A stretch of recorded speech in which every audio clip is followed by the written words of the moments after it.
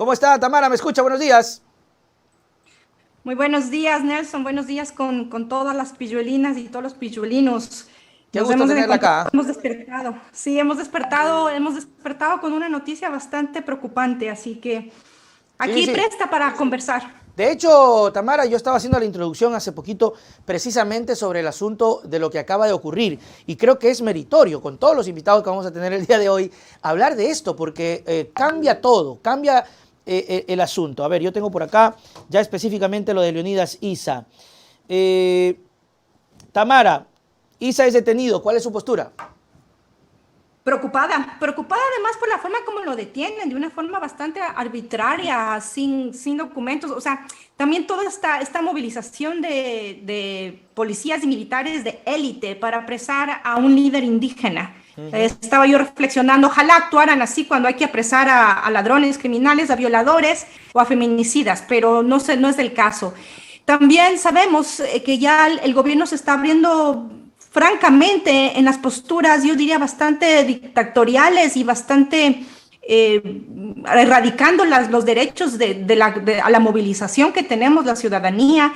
Preocupada, y justo estaba ahorita viendo porque quería ver cuál era el artículo, y es el artículo 98 de la Constitución que nos dice que los individuos colectivos podrán ejercer el derecho a la resistencia frente a acciones o omisiones del poder público y de las personas naturales o jurídicas. Esta es mi Biblia, esta es la Constitución Así del es. Ecuador que tengo yo y que la uso más que un diccionario. Nos dice que tenemos como derecho a la movilización y el derecho a la resistencia. Eso es lo que estaban haciendo los movimientos indígenas, los movimientos sociales de mujeres, de agricultores, transportistas y estudiantes que están ahorita manifestándose en el país. Y el gobierno lo que hace es una detención arbitraria, violenta. Estaba tratando también de informarme, saber dónde está Issa, porque es lo que nos estamos preguntando. ¿Dónde está Leonidas Issa? Y de pronto salen noticias también que hay cercos policiales en la unidad de flagrancia donde podría estar y no se sabe dónde está uno de los líderes indígenas, nos guste o no a las personas, les caiga bien o no les caiga bien Leonidas Issa, es un líder indígena que también tiene derechos humanos como todas las ecuatorianas y ecuatorianos. Es muy, muy grave lo que está pasando.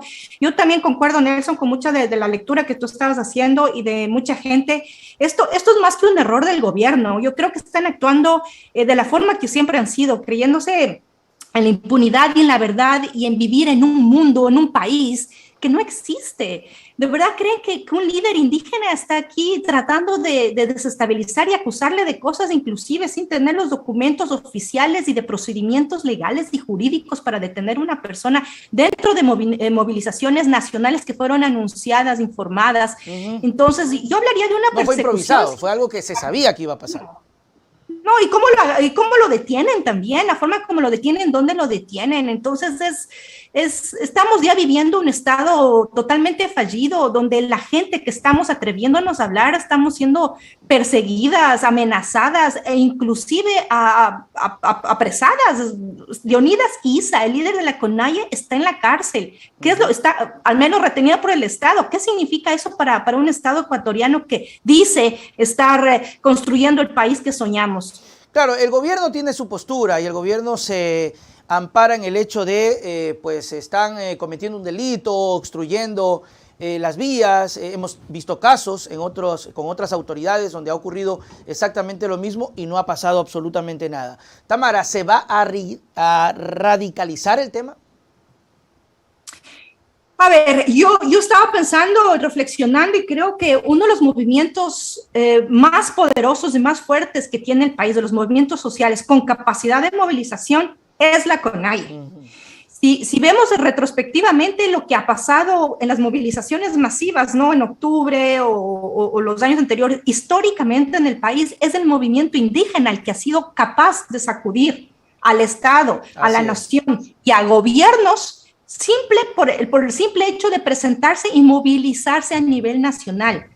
Si analizamos otras manifestaciones o sacadas de presidentes, vemos que el rol del movimiento indígena ha estado ahí siempre, siempre, más allá de los medios de comunicación, de los líderes que fueron apareciendo en cada una de las situaciones que Ecuador vivió de inestabilidad cuando los presidentes fueron derrocados de alguna forma u otra, porque sabemos que no todo fue de forma constitucional, más bien dicho, nunca lo fue, y por eso tenemos una constitución que nos permite hacerlo a través de la revocatoria con medidas con derechos democráticos, jurídicos, legales, y el movimiento indígena ha estado ahí siempre. Si alguien tiene capacidad de movilizarse masivamente, es la CONAIE, es el movimiento indígena, pero además, esta forma tan burda, tan violenta, tan impune como apresan a Leonidas, dice, lo que está haciendo es despertar esa ira y esa rabia de otros movimientos sociales que están manifestándose y que se ven reflejados en la posibilidad de que alguien pueda ser arrestado bajo estas características de impunidad y sin ningún tipo de respeto a los derechos y a los procedimientos. Yo creo que esto está prendiendo las calles más de lo que el presidente cree que las está pagando. Sí, claro, de pronto. Y aquí viene un asunto, Tamara. Tal vez se revela un poco la división que vivimos como sociedad, porque yo veía una campaña que empezó el fin de semana con audios revelados y una marejada de personas, bueno, en redes sociales, que decía preso Leonidas. Y acá, por ejemplo, veíamos cómo pujaba personajes como Carlos Vera, que reclamaba casi que metan preso a todos los manifestantes. Se le cumplió y salió a agradecer y le dijo, muy bien, es lo que esperaba. Tamara, ¿esto revela nuevamente que somos una sociedad dividida? Sí, a ver, quienes se atrevan a romper unas narrativas o a incomodar al poder, cualquiera que sea ese poder informal, formal, ejecutivo, legislativo, siempre va a ser objetivo de atención, digamos así. El país vive una disputa de narrativas continuas. Okay. La narrativa de quién gana y quién posiciona mejor un tema, un análisis, una idea, un concepto, e inclusive la narrativa de posicionar una realidad de un país que no existe. ¿Cuántas personas tenemos acceso a medios sociales?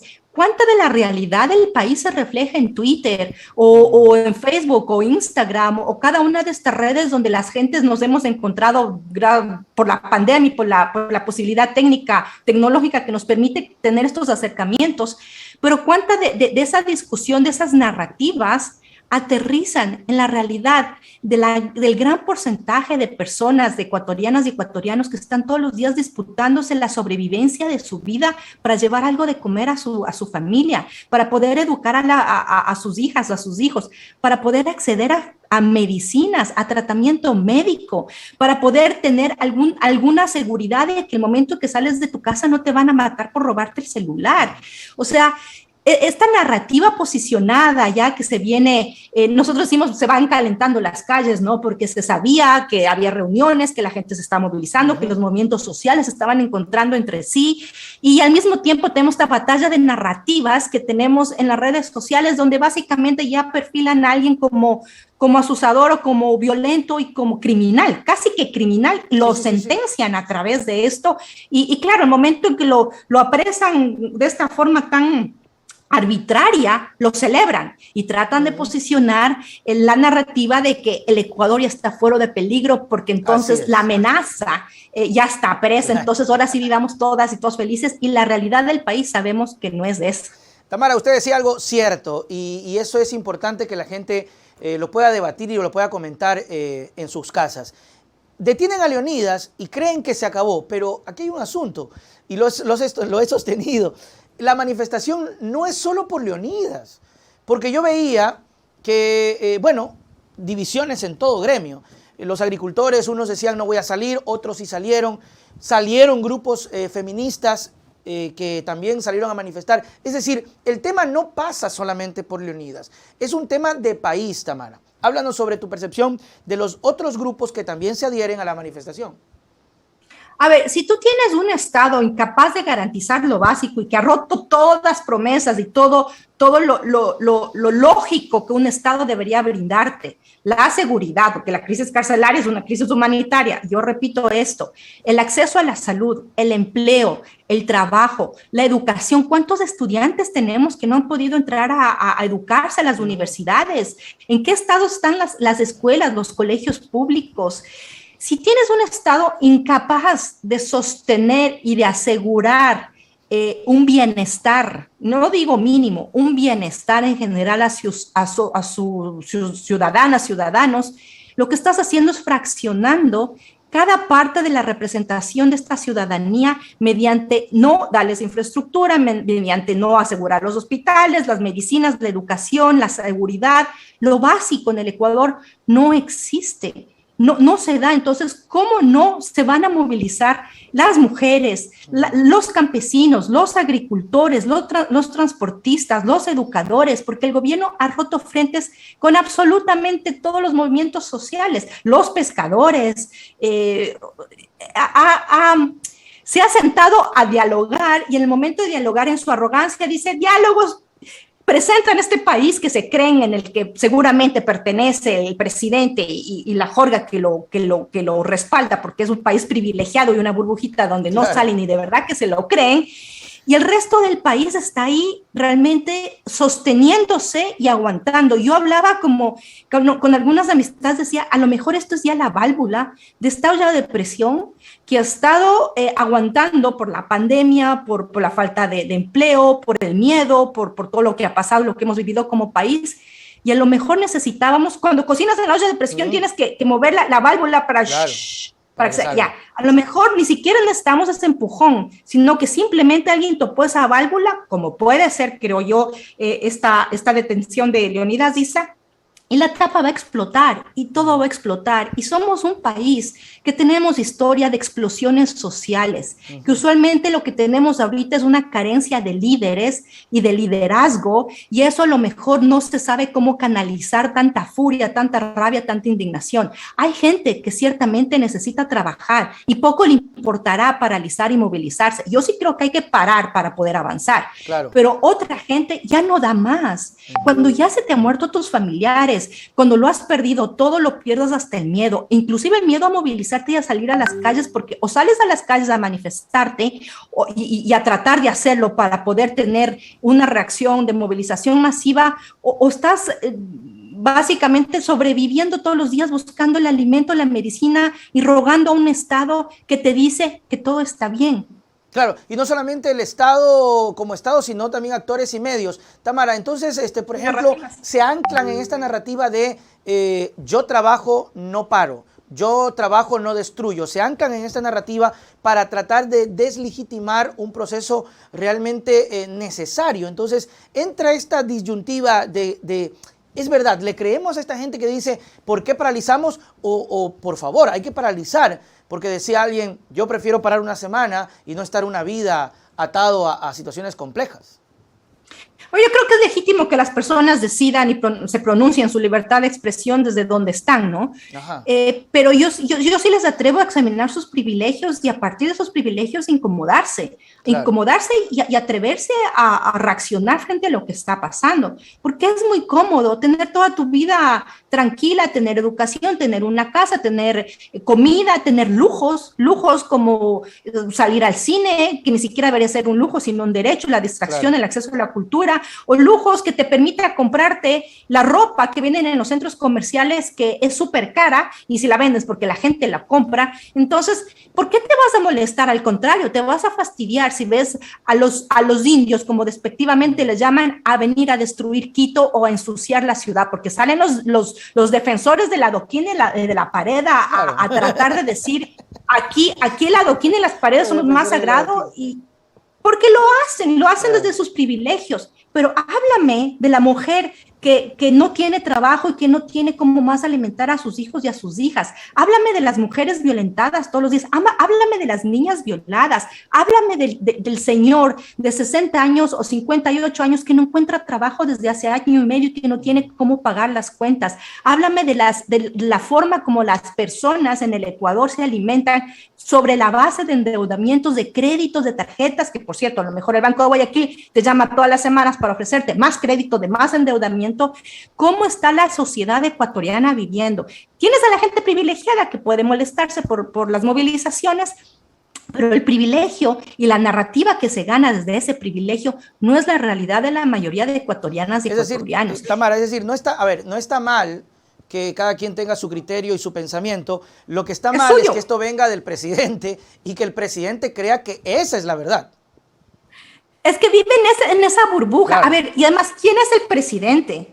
Discúlpenme, ¿quién es el presidente? Es un señor que se hizo millonario, en las transacciones del momento más caótico y de mayor crisis económica del país. Él hizo su fortuna a través de las lágrimas, las muertes, la vida, y no lo digo yo porque se me ocurre, la historia está ahí. Su fortuna está construida bajo la vida de muchas ciudadanas y ciudadanos del Ecuador y se hizo millonario. Entonces, cuando tú vives en un mundo de privilegios, pues piensas que el mundo es así y no eres capaz ni siquiera de tener la empatía, sino que a lo mejor no le importa. Y yo sí creo que Guillermo Lasso y su gobierno está gobernando para los panas, las panas de ese pequeño universo de privilegios y que les merece a las personas dar la narrativa de, ay, ya vienen a estorbar, necesitamos trabajar. Pero hablemos de las personas, la gran mayoría, que ni siquiera tiene cómo cubrir lo básico, la educación, la salud de su familia, la salud propia y el trabajo. No hay trabajo, porque si hubiera todo esto, no tuviéramos las manifestaciones que tendríamos, o tendríamos otro tipo de manifestaciones. Yo no quiero aquí avivar nada, pero recordemos qué pasó durante 10 años que no tuvimos este tipo de manifestaciones. Solamente reflexionen en eso. ¿Qué sucedía en ese país que en 10 años no hubo estos rompimientos y estas crisis sociales? Si bien es cierto, hubo problemas, hubo conflictos, hubo manifestaciones, pero no llevó a este tipo de paralizaciones masivas y nacionales, porque también hubo protestas. Estoy hablando del paro nacional, que a mí me da la impresión que lo que ha hecho es solamente empezar. No, totalmente. De hecho, se anunciaba que era indefinido y que ahora con el ingrediente de la detención de Issa no va a ser más que avivarse y avivarse. Tamara, también formas parte del colectivo sobre la revocatoria. ¿Cómo va el proceso? ¿Qué pasa ahí? No han dado los formularios. El presidente mandó 120 cajas que nos preguntamos si son 120 postes. Ojalá en esas 120 cajas hubiera 120 impresoras, claro. Pero no lo hay. Hay documentos y me río porque obviamente ayer estábamos esperando la pronunciación porque se vencía el plazo para que el presidente, vicepresidente se pronuncie frente a esta solicitud de revocatoria.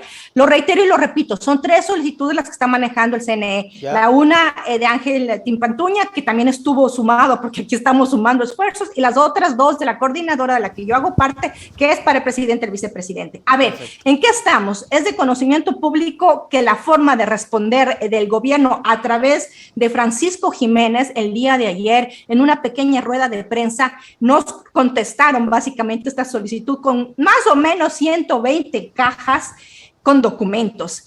Yo sí le invitaría al CNE que nos permita acceder y a sacar copias, porque a lo mejor hay impresoras dentro de estas cajas de esos 120 documentos, pero en el momento que tú ves que el presidente te responde de esta forma, te estás dando cuenta que lo que necesitas es una distracción, es ahogarte en papeleo, en documentos, en burocracia, y sabemos que al final la decisión está en el CNE y esta es una decisión netamente política que tiene que ser tomada por los consejeros y las consejeras. Entonces, más allá que nos ahoguen en respuestas de papeles y que nos acusen de que, como son un gobierno tan democrático, ya han cumplido con todo, con todas las promesas del pueblo y que todos los problemas están arreglados, cito al ministro Francisco Jiménez, sabemos que la realidad y la verdad está de nuestro lado. Así que en los procedimientos tendremos ahorita que también organizarnos y tomar las decisiones, pero sabemos que la decisión es política y lo sabemos, el país lo sabe. En esa decisión política, ¿hay algún tipo de esperanza de que se dé de buena manera o que no se dé? Otra cosa que me faltaba decir. El ministro Jiménez dijo que no se cumplió los requerimientos. Así dijo, no se cumplió los requerimientos. Y yo cuando escuchaba estos 11 minutos de su intervención decía, si no hubiésemos cumplido los requerimientos, simplemente el CNE no hubiese admitido el proceso y no tendrían que haber entrado el descargo, ¿verdad? Entonces, si entregan el descargo es porque justamente está siendo parte de un proceso que fueron admitidos porque se cumplieron los requerimientos.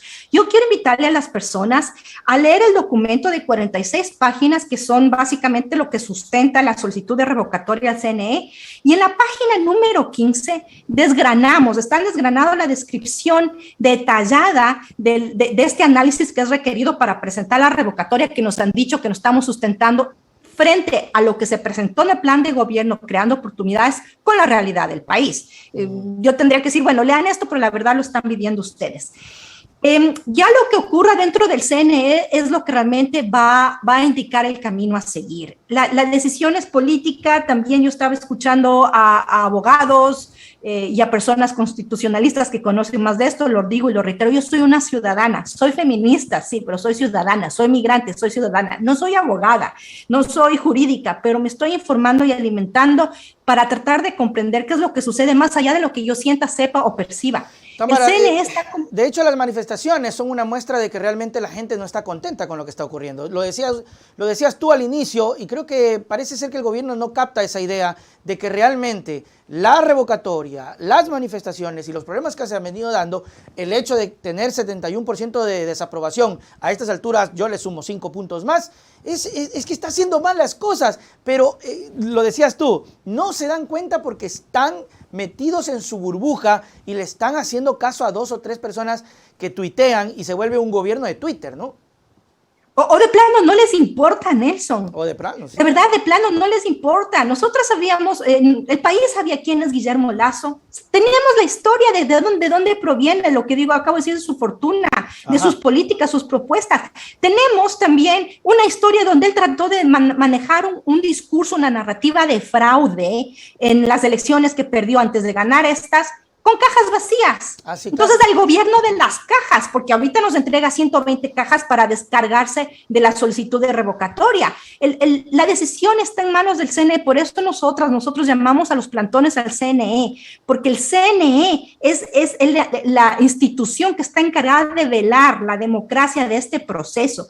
Y los códigos de la democracia, los reglamentos, lo que yo tengo entendido es que no definen claramente algunas cosas, pero si los 5 consejeros, entre esos consejeros, consejeras, les recuerdo que recusamos a dos por su cercanía con el presidente y que esa recusación fue negada. Así es. Sí. Si estos consejeros velaran por la democracia y aplicaran realmente el interés democrático que se está viendo ahorita en las calles, darían paso a los formularios. Si los niegan, ya vendrán los siguientes pasos, pero la lucha, les digo a todas y a todos, es política. La gente que está en la calle está politizando su realidad y o nos hundimos en el país que estamos viviendo y que estamos viendo que es capaz de detener arbitrariamente a quien se atreva o los líderes que se atrevan a ponerse con firmeza y a confrontar al poder fáctico, o nos ahogamos o hacemos algo y actuamos, y creo que la gente ya lo está haciendo en las calles. Claro, y ese también preocupa, Tamara, porque a veces creo que el mensaje es: cállense todo el mundo que tenga que opinar algo en contra de mi gobierno,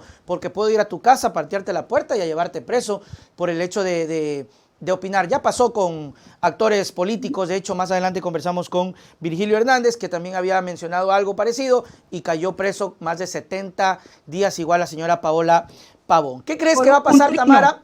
Por un trino. Perdón, por un trino fueron presos. Ajá. Sí, dígame. No, que se fueron presos por un trino. Por trinos, por el Twitter. Sí, pero es que está pasando igualito, o sea, estoy viendo Twitter y métanlo preso, y sí da un escozor de luego leer gente que pone: se acabó, leía, no sé quién era, acabamos de sepultar, decía alguien, al tema de Leonidas Issa, una cosa totalmente desproporcionada. ¿Qué crees, para cerrar la entrevista, Tamara, qué crees que pueda pasar en estas próximas horas? Que esta gente que ya piensa que con Leonidas Issa preso de la forma arbitraria, quizás inclusive, no, me atrevo a decir, violando todos los procedimientos y los derechos que él tiene como ciudadano, y que también le puede llevar al Ecuador a estas demandas de las que somos bastante frecuentes, de las demandas internacionales, y con todo el derecho que les asiste a las personas que han sido violentadas por el Estado ecuatoriano, deben y deberían hacerlo. Si estas personas se bajan de esa nube en la que viven, en esa burbujita, y se atreven a pisar la realidad, quizás podamos abrir puentes de conversación y de diálogo, pero como te decía antes, yo creo que de plano no les importa y no les interesa, porque cuando vives en los privilegios lo que menos quieres es que te incomoden, claro. Que te incomoden y tener que soltar esos privilegios y ese poder que te reconoce como superior frente a las personas que la están pasando mal y al pueblo en general que está luchando por sobrevivir. ¿Qué es lo que va a pasar? Yo no me atrevo a dictaminar nada, no soy bruja, quisiera tener un poco bueno, sí lo soy de cierta forma, pero no soy adivina. Yo solamente digo que estoy preocupada y yo confío en la digna furia del pueblo ecuatoriano, que pueda y sepa luchar por sus derechos. Yo no me atrevo, yo sí llamé a la gente al plantón, pero yo no me atrevo a llamar a las calles porque yo no puedo estar en las calles, pero yo sí me atrevo a la gente a romper esa apatía y a romper esa sumisión en la que el Estado ecuatoriano y esa mentira en la que el Estado ecuatoriano nos está tratando de meter y someter. Y en el momento en que el pueblo se una, también les invito a unirse. Es hora de dejar de criticarnos y atacarnos y inclusive con arrogancia decir te lo dije. Yo creo que esas cosas deben acabar si es que queremos sacar al país de donde estamos y si realmente queremos luchar por mejores días por el país, creo que cada persona tiene que hacer su parte tratando de unir esfuerzos, dejar un poquito los protagonismos o si son, los protagonismos son necesarios que lo sean para que puedan inspirar a la gente, dirigir y liderar en estos procesos, pero o nos unimos como pueblo o este gobierno nos acaba a todas y a todos en cuestión de meses. Tamara Hidrobo, muchísimas gracias por estar con nosotros. Te molestamos otro día. Chau, chau. Un abrazo, Nelson, gracias. Muy bien, ahí estuvo Tamara, nuestra primera invitada de la mañana de hoy. Hoy tenemos